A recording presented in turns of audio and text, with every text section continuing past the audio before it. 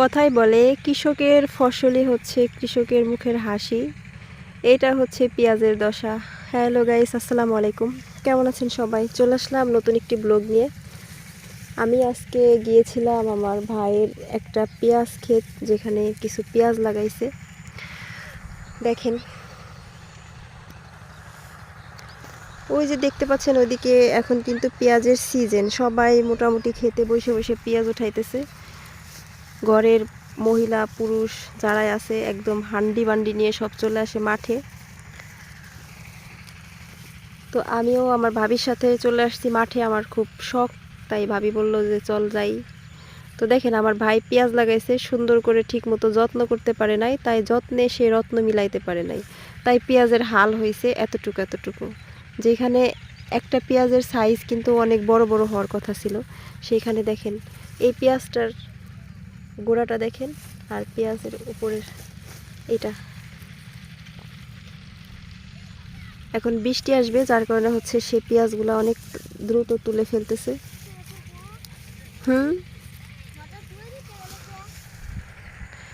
তো মেঘলা আকাশ ছিল, মাঠের পরিবেশটা কিন্তু অনেক সুন্দর ছিল, আর প্রাকৃতিক মানে সুন্দর গ্রামীণ এই পরিবেশ সবারই ভালো লাগে।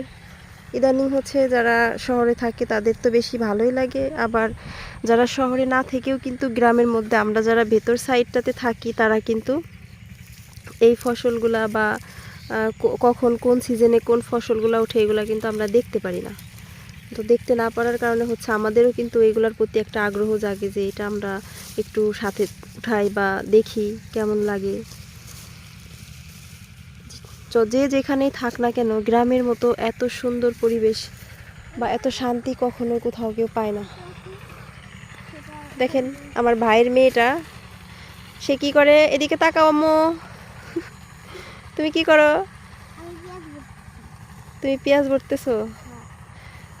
সেও কিন্তু পেঁয়াজ আমার সাথে সাথে উঠাইছে, আমি উঠাইছি শখ করে, আর আমার ভাই ভাবি উঠাইছে তাদের কাজ, তাদের দায়িত্ব।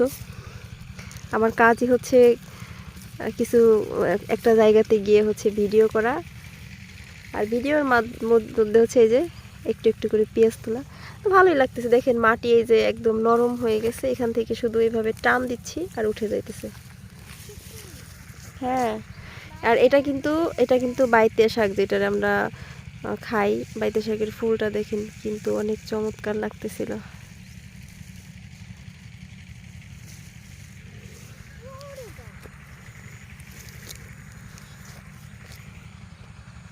ওইদিকে দেখেন একদম পরিবার সব কি সুন্দর সারাদিন কাজ করতেছে, একদম ছাতা মাতা খাবার টাবে সব কিছু নিয়ে আসে এরা। আর ওইদিকে দেখেন কলের লাঙ্গল দিয়ে হচ্ছে জমি চাষ করতেছে, ওইখানে হচ্ছে ধান লাগাবে।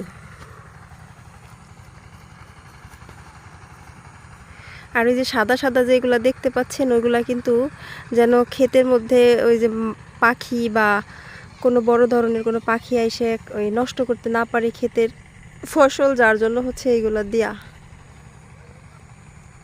দেখেন আমার ভাইয়ের মেয়েটা খুব এনজয় করতেছে এই পরিবেশটাকে, কারণ ওরাও তো সবসময় এখানে আসতে পারে না। আম্মু এদিকে আসো।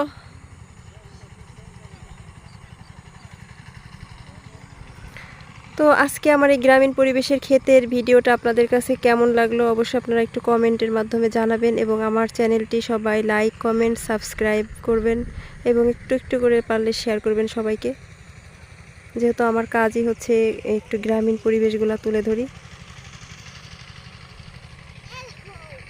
তো আজকের মতো ব্লগটা এই পর্যন্তই ছিল। সবাই ভালো থাকবেন, সুস্থ থাকবেন, আল্লাহ হাফেজ।